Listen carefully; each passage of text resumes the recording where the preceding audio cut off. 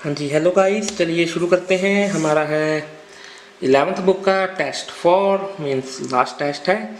और पैसेज है हमारा first, research using twins. Twins होते हैं जो बच्चे जुड़वा होते हैं पैदा, उसके ऊपर लेके ये सारी बात है। चलिए इसे क्वेश्चन आंसर देख लेते हैं। सबसे पहले क्वेश्चन आंसर देख लीजिए, ट्रू फॉल्स हैं।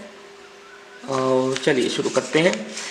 There may be genetic causes for the difference in how young the skin of identical twins look। मतलब देयर में भी जेनेटिक कोजेज, क्या जेनेटिक कारण हो सकते हैं? क्या शायद ये जेनेटिक कारण हो सकते हैं? डिफरेंस हो अगर young the skin of identical, skin को लेके, जो यंग स्किन को लेके उनकी कितनी यंग रहती है स्किन ट्विन्स की, तो क्या ये जेनेटिक कारण है? ये हमें देखना होगा। तो चलिए शुरू से ही, बिल्कुल शुरू से ही देखना स्टार्ट करते हैं। फर्स्ट पैसेज में इसके बारे में बात कही गई है। ये देखिए, वो कह रहे हैं कि जीन्स बच्चे की स्किन को अगर यंग करते हैं तो उसमें जीन्स कोई कारण है या नहीं। तो यहाँ देख लेते हैं। Because identical twins come from a single fertilised egg that splits into two, they share virtually the same genetic code. Any differences between them, ठीक है, वो सेम जेनेटिक कोड होता है, उनका सेम होता है जेनेटिक कोड भाई सभी का, ये बताया गया है। डिफरेंस नहीं है, सेम है। Any differences between them, one twin having younger looking skin. Okay, ये देखिए, एक में अगर यंग है ना स्किन तो किस कारण से है? For example, must be due to environmental factors such as less time spent in the sun. यानी इन्वायरमेंटल फैक्टर्स उसके लिए रिस्पॉन्सिबल है, ना कि जेनेटिक कॉज। जेनेटिक सब में सेम है उनमें, ट्विन्स में, तो इसलिए इसका आंसर आपका रहेगा फॉल्स।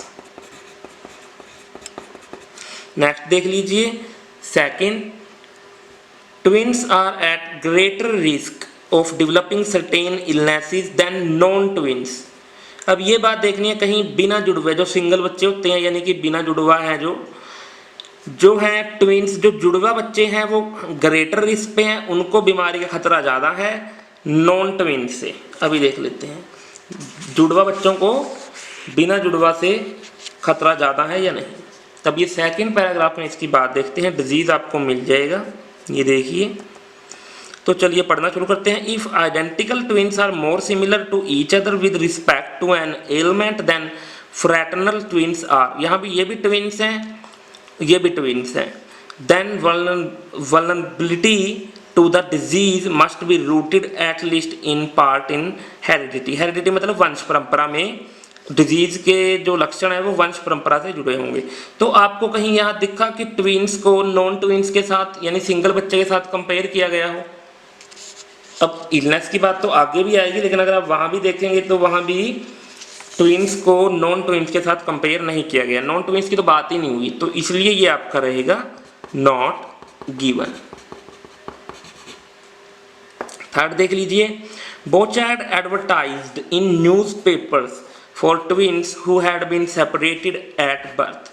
जो बोचार्ड है उसने न्यूज़पेपर में एडवर्टाइजिंग दी थी कि जिन बच्चों को जन्म से अलग किया गया था, दो ट्विन्स थे भाई, ट्विन्स को मतलब अलग किया गया था बचपन में, ये बात न्यूज़पेपर में छापी गई या नहीं, ये देखना है हमें। ये आ जाएगी बात यहाँ पर आपकी,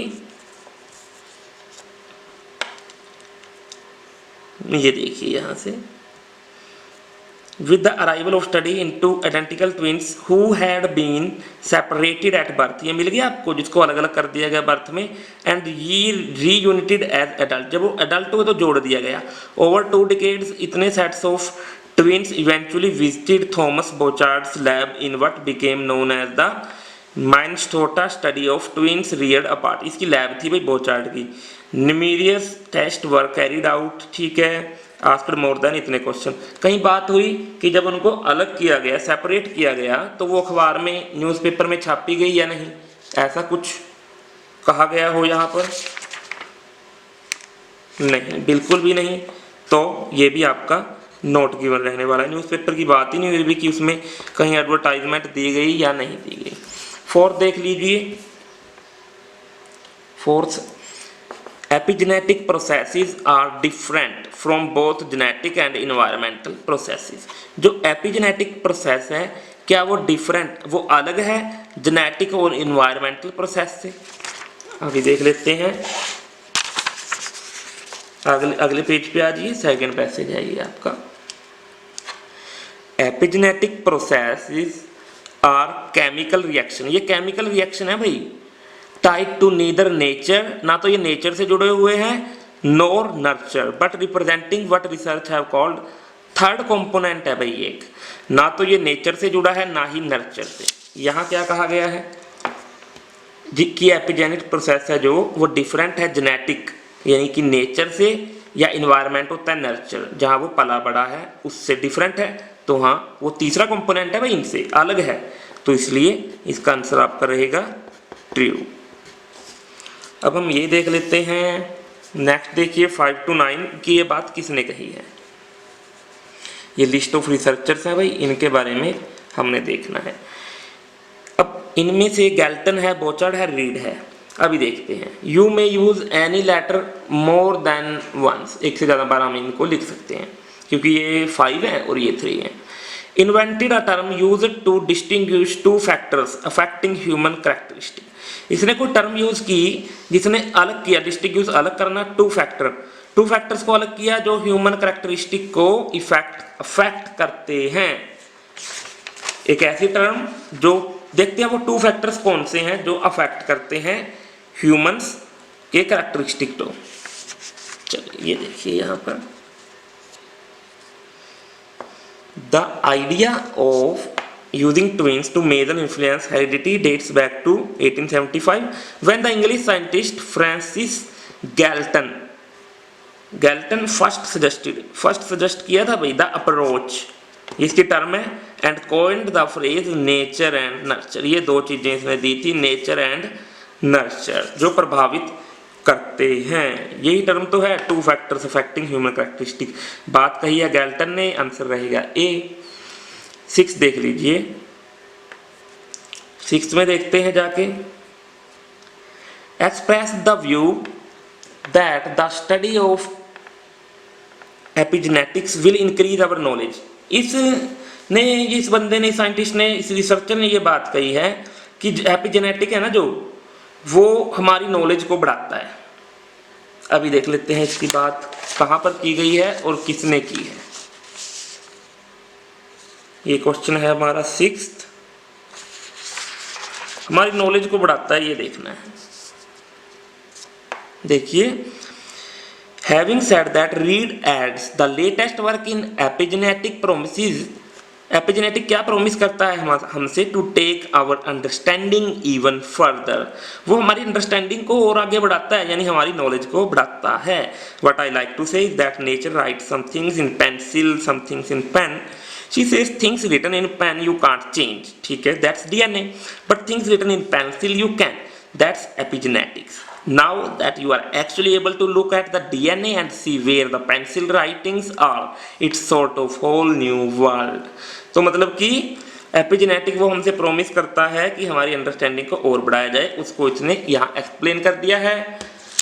तो इसका आपका रहेगा रीड आंसर, रीड ने ये बात कही है, सी। तो अब नेक्स्ट देखते हैं, 7 देख लीजिए, developed a mathematical method of measuring genetic influence, genetic influence को मापने के लिए, मेजर करने के लिए उसने मैथ का यूज किया। अभी देख लेते हैं, हमारा है 7th,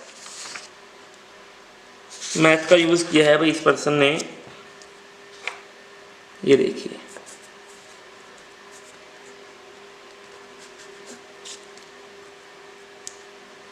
the idea of using twins to measure the influence of heredity dates back, ठीक है, मैथ का यूज देखना है हमने।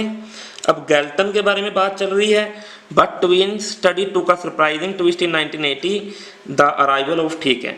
अब यहाँ देखिए, over 2 decades 170 sets of twins eventually visited Thomas Bouchard's lab, वो उसकी लैब में गए भाई 137 सेट्स, ठीक है।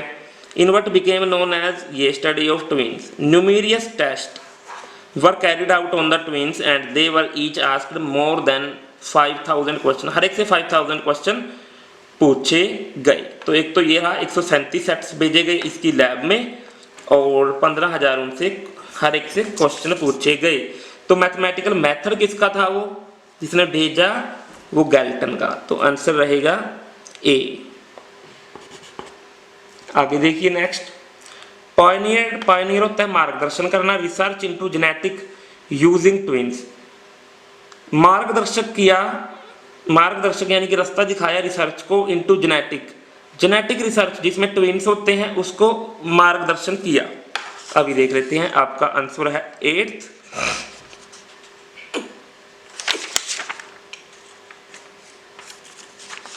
ये देखिए जेनेटिक्स को इसने, जो ट्विन्स को लेकर जेनेटिक्स की खोज है उसको आगे बढ़ाया।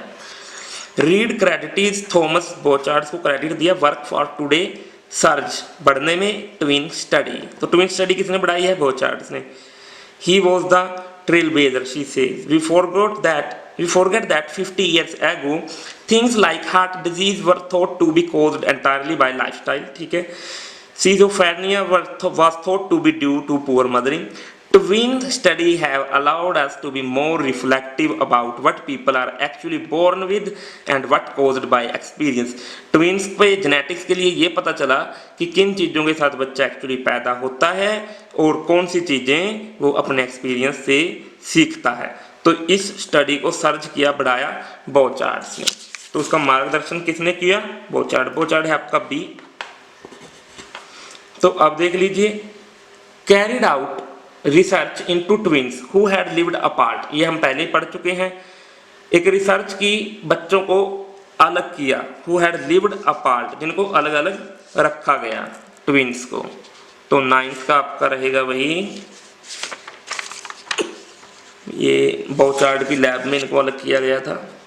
ये देखिए, had been separated at birth and reunited as adult over 2 decades. इतने sets of twin eventually visited Thomas Bouchard's lab. तो किसने अलग किया इसको, in what became known as, ये स्टडी बन गई, इसका नाम बन गया था।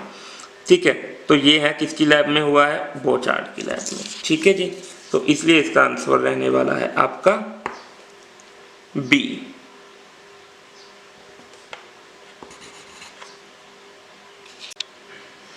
हाँ जी, 10 to 13 देख लीजिए, एपिजेनेटिक प्रोसेस है। इसमें जो भी हमने फिल इन द ब्लैंक्स भरना है उसके सिनोनिम दिए हुए हैं इधर। सिनोनिम को थोड़ा ध्यान से करना है आपने। देखिए, in epigenetic processes dash influence the activity of our genes. कौन सी चीज़ है जो इन्फ्लुएंस करती है हमारे जीन्स की एक्टिविटी को। For example in creating our internal, वो क्या चीज़ है जो हमारे इंटरनल किस चीज़ को क्रिएट करती है, हमारे इंटरनल किस चीज़ को बनाती है। तो सबसे पहले देखना है कौन सी चीज़ है जो इन्फ्लुएंस करती है हमारे एक्टिविटी है जो जीन्स की, उसको। ये देखिए, यहाँ देखिए अगले पेज पे सेकंड में, epigenetic processes are chemical reaction tied to neither nature nor nurture but representing what researchers have called third component. These reaction influence our genetic code is expressed. ये चीज़ें हमारे genetic code को influence करती हैं। कौन सी processes are chemical reaction है भाई, वो epigenetic processes are chemical reaction। तो ये processes कौन से हैं, केमिकल कहाँ दिया हुआ है, यहाँ डी में। तो इसका आंसर आपका डी रहेगा। और हमारे इंटरनल किस चीज को वो है जो क्रिएट कर रही है, वो भी देखना जरूरी है। आगे देखिए, how each gene is strength and weekend even turn on और ऑफ। हमारे मतलब शरीर के अंदर के जो हैं वो कैसे टर्न हो रहे हैं on off. Build our bones, हमारे बोन्स बनाने में मदद करती है। Brains and all other parts of our bodies, इन चीज़ों को बनाने में मदद करती है। तो ये चीज़ें हैं क्या, अगर हम देखें इसमें, क्या ये नर्चर हैं, organs, code, behaviour, environment, chemicals. Organs ही तो ये हैं, हमारे भाग ही तो हैं हमारे शरीर के इंटरनल। तो बी आंसर रहेगा, माइंड वगैरह, ब्रेन, बोन्स। ठीक है, नेक्स्ट देखिए, the study of epigenetic processes is uncovering a way in which our genes can be affected by our, हमारे जीन्स किस चीज, हमारी ही किस चीज से प्रभावित होते हैं। अब हमने बात ये देखनी है, हमारी किस चीज से वो प्रभावित होते हैं।